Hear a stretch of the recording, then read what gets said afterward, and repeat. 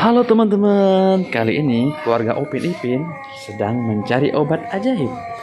Mereka akan berubah loh ketika di malam hari.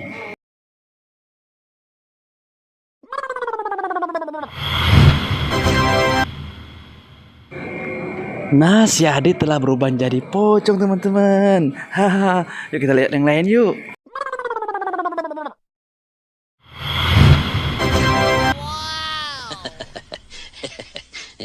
Wah, si Opa jadi kuntilanak teman-teman.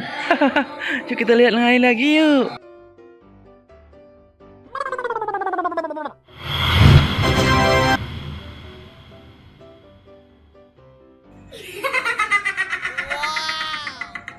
Waduh, waduh, Meme kok jadi neneknya kuntilanak sih?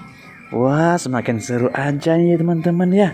Wah, ternyatanya obatnya bagus.